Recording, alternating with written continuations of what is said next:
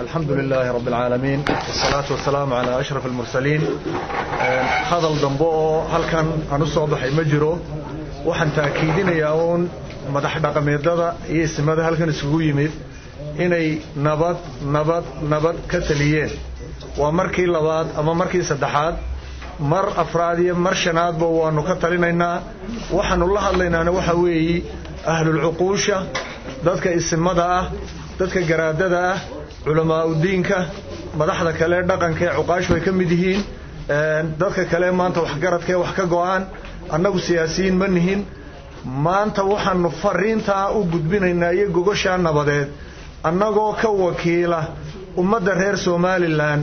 saqiir iyo kabiir xuduudka bari ilaa galbeed waxaanu leenahay walaalayaal haddaad garaadadii dhigayaga tihiin waxaanu idinka dalbanaynaa oo nu idinka sugaynaa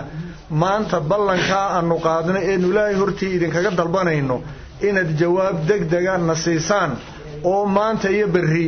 miduun aad ka soo jawaabtaan haddaad ka soo jawaabi weydaan Ilaahay hortii waxaanu leeyahay Allahumma ashhad kagana hadhi mayno gaadhiyadan soo kaxaysan calama cad baanu soo qaadan halka joogtiin baanu idinku niman warintan halka la idinku niman waxaanu leeyahay walaalayaal gogosha la fidiyay ee madaxweynuhu dhigay aynu iskaga nimaadno sida loo yiri tabashadu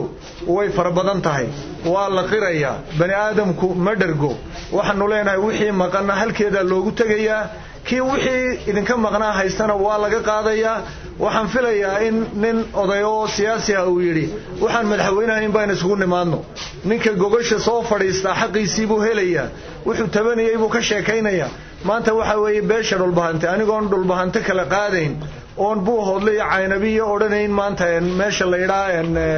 lascaanood dhulbahante maanta uliya diirkeed waxaan leeyahay walaalayaal ilaahay ha laga boqo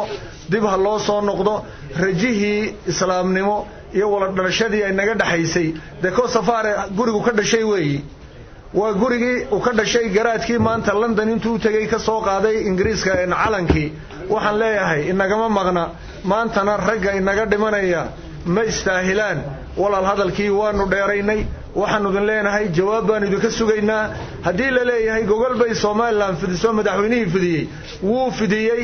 annaga qirayna annaga ku qasban oo soo fadhiisanayna ha oranina saacadee iyo hameeshe meel alla meesha doontaan hargeysa haday tahay haday la iscaano tahay haday buuhoodla tahay haday meegaagla tahay haday tahay kalshaale haday tahay caynaba hal alla halka doontaan annaga soo fadhiisanayna maanta jawaab degdeg nasiya waanad mahadsantiin wassalaamu alaykum wa rahmatullahi ta'ala wa barakatuh